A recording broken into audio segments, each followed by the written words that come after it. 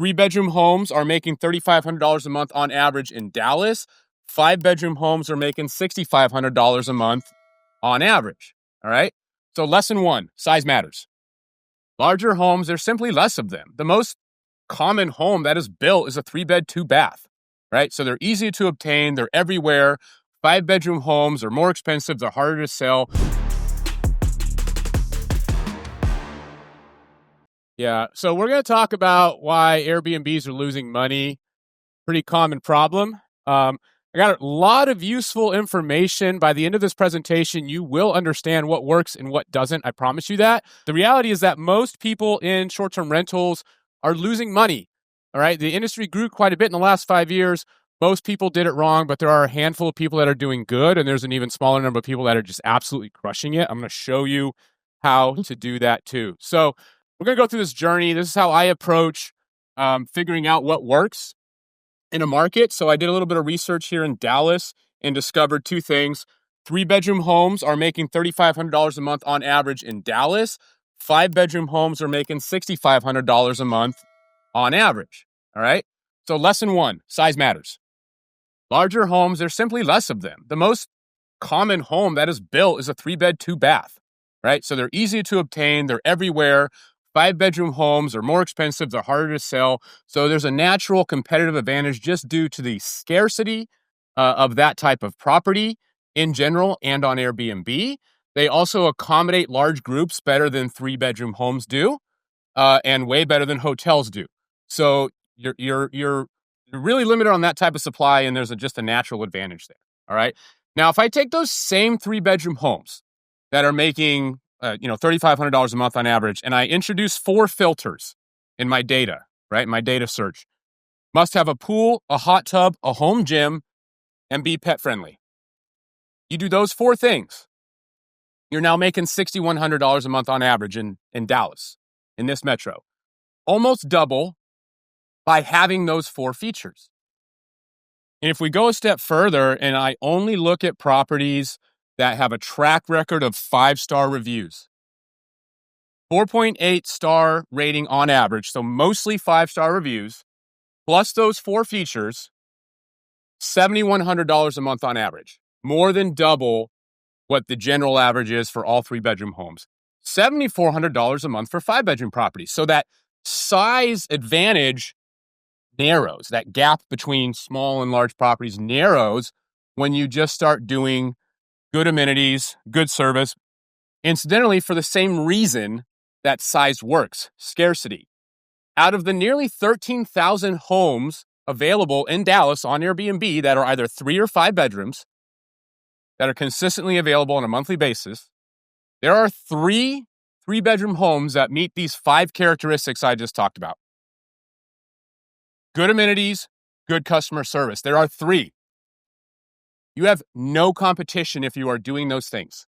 All right, so I think it's pretty obvious kind of what works, right? We're going in the right direction. We're gaining that understanding of like, that makes sense, duh, right? How do you kill it? How do you freaking kill it on Airbnb, right? This property is making $20,000 a month here in Dallas. 3-bedroom home on Airbnb. VRBO, bookings.com, all the things. Airbnb gets like 80% of the bookings. So I use it interchangeably with short-term rental. First thing about this property, eye-catching design. Maybe it's good design too. I don't know. I'm not a designer. I hire designers. But it definitely evokes an emotional response, whether it's positive or negative, and it makes people stop scrolling, click on it, and see what else is there. They're going to find high-quality furniture. Vaulted ceilings with wood beams, that always works. I don't know, if you got a house with vaulted ceilings and wood beams, you should consider putting it on Airbnb. It's got an amazing chef's kitchen, a great coffee station, a heated pool, luxury touches all over the place. It's making 7 times what everyone else is making. 5-bedroom home, top performing 5-bedroom home in Dallas, $18,000 a month. It's just very large. It's on the outskirts of town. It has no pool, it has no hot tub. It's got no amenities. It's got a large space, lots of beds. It's a very nice luxury home. And you can host events there. All right. So size, quality, and occupancy is definitely a working strategy. If you just have that, it's going to help. Okay. But here's the big secret. It's not a big secret. Great properties, great management makes money. All right. If you're getting 5-star reviews, you're doing a good job managing the property.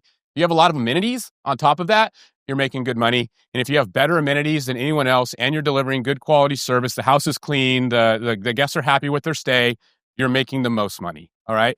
The reality is that most hosts, as obvious as this sounds right now, after I just showed it to you, most hosts completely miss this. They choose to be hostile over hospitable.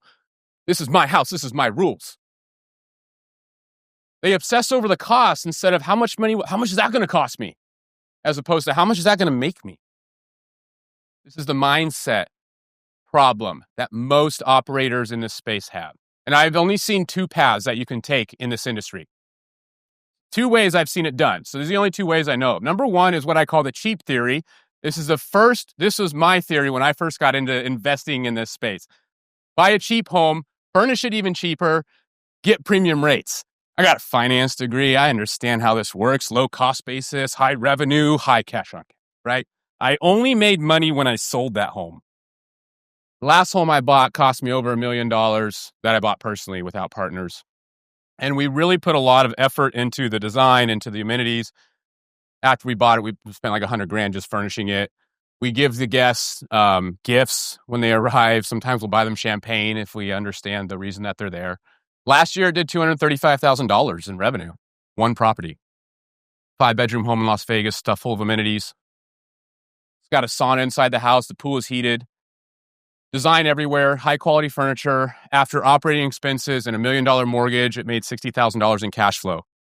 One property, 1 year. Straight into my pocket. All right. This is what's possible. All right. And it's the same strategy. We've done this in over a dozen markets with dozens of homes across the country for ourselves, myself and my investing partners, and for our clients that we manage for. We find out what's working in the market. We R&D, we rip off and duplicate it. We actually do it a little better. How do we improve on what's working? How do we make it better? And then we develop a track record of 5-star reviews. That's it. That's the model. That's how you make money. All right. It sounds simple. It takes a little bit longer. There's a discovery phase. When we go into a property that's struggling and we turn it around, it takes us like 10 weeks to do it. Then we got to build a track record. But what we ultimately get to is a point of like nice, stable cash flow. We get this staying power. We've got this strong track record of 5-star reviews that's really hard to break. We got amenities that we keep up and running. And now we're making money year after year after that same property. It's in its third year and I'm making like $10,000 more straight to my bottom line every year from one house, among other properties. All right. We've done this in St. Louis. We have some properties that we're managing there. And there's also a local company managing part of this owner's portfolio. We're literally doing twice as much money. In fact, today, before this conference ends, I'm going there to take over the rest of this investor's portfolio because we're literally making twice as much as the premier local management company. All right. We just took on some properties in Coachella Valley. They've doubled year over year revenue. We tripled revenue with a property in Bullhead, Arizona. We just instantly booked out 4 months with the property in Houston, doubled revenue in the first month, year over year, property in Galveston. We do this a lot. So right now, I think it's pretty obvious, right? What works. Provide good guest experience, provide good guest service, provide them with nice amenities that are enjoyable when you're on vacation. That's it. So you can take that and run with it. Anyone here? Or you can let me do it. All right. And it's pretty simple. If anything that I said sounds like a good idea, you're like, I should talk with this guy and see if he can help me with my Airbnb problem or help me with my Airbnb journey, getting it started, whatever it is. All right. This is literally all I do. I'm not a fancy suit wearing guy that's raising money. I respect the hell out of that. I wish I had that skill set like everyone here does. I'm an operator.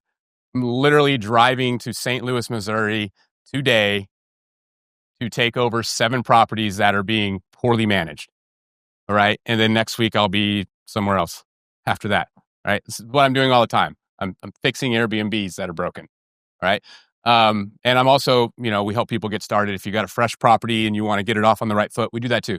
If you are interested in investing in Airbnbs, I have some partners that, raise capital, doing syndications that I'm co-sponsored on. So if any of that sounds like something that could be useful to you, please get on my calendar.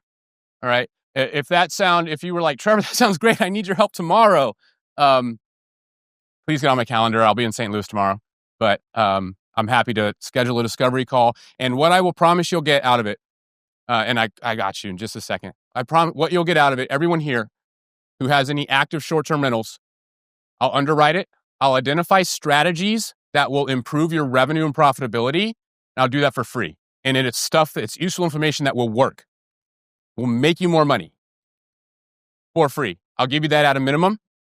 And if I'm lucky, you'll say, Trevor, do this for me. Take my money. Yes, sir. Yes, I have a question for you, but let me make a very short introduction.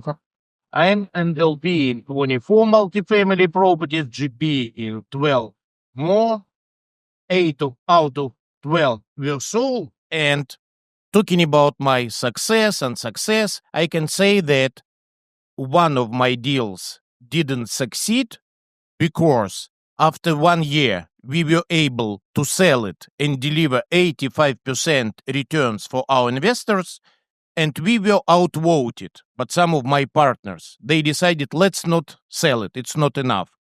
To me, it's a story of being unsuccessful in that deal, because if we sell it right now, we deliver 0% returns. But why am I doing this intro? Please share with us your unsuccessful stories, because you have your own approach. You are showing unbelievable numbers. Let's say I'm almost ready to take 1 million out of my bank account and invest it with you in one of my properties together with your companies. Mhm. But before I invest, I want to know, okay, it's great. You're delivering great results. But what about troubles? What about disasters? What did you learn while implementing your great approach? In what cases it just didn't work? And what were the reasons? Let's say maybe location, maybe the area, maybe, I don't know, something wrong with financing. When it really didn't work? When did you have troubles, disasters, something like that? Yeah. Worst experience. Property in Lake Havasu that I was managing for someone. Someone threw a party and did $30,000 in damage. We got a $42,000 damage payout from Airbnb, but it still sucked. No, the biggest lesson I learned, I mean, I put my own money. I was very fortunate that I got into this industry brokering mortgages. And I was already there when mortgages hit the floor in like 2020. So I got the lowest rate in existence because I did it myself. No one earned a commission. And so I was like, let me give this Airbnb thing a try. It looks like a good idea. And I did the cheap theory. I got a cheap house. I did cheap furnishing. It didn't lose money, but it never made it literally until the day I sold it. Right? It just didn't. The cash flow covered the operating expenses and a very, very cheap debt service. And so that was the biggest lesson I learned. I guess the biggest failure, but I was also in a position where I saw real estate investment. I earned while I learned, right? In mortgage finance and financing real estate, and having that understanding of like the underlying massive financial infrastructure that's a part of this industry has been really beneficial to me and staved off a lot of what otherwise would have been really bad circumstances that a lot of people are getting themselves into. So it was a mix of luck and skill. I don't have any like disaster financial experiences. I got some great stories of stuff that happened at properties. And I've even seen some instances where like the insurance and the protection wasn't in place. And so the client wasn't made as whole as possible. Personally, I've kind of learned from all that. And I haven't had, like I said, big disasters or big money losses. And the model we're using, I mean, the toughest thing is sometimes things go wrong at the property and you got to go out there and fix it. And, maybe it takes longer to ramp up. I've had situations like that where I'm like, we can get this property making really good money inside 6 months and it takes almost a year. And then things do great. I get, that kind of sucks when the first year isn't what you expect, but then you get it on track after that just because of things at the property that you didn't see up front that go wrong, things break, or you have a problem with the vendor, the cleaner, quality deteriorates. Things like that happen along the way, and it can kind of like take you a little bit longer to figure out who the right vendors are and some nuances at the property that maybe need to get fixed. That's happened. And just delays the kind of the ramp up, lengthens the ramp up phase to having a really high performing property. So I'm sorry I don't have like a big juicy failure story. I kind of wish I did because I know that kind of like makes people trust you more. But I somehow I've been lucky. Your approach is quality instead of quantity. Am I right? Yeah, absolutely, 100%.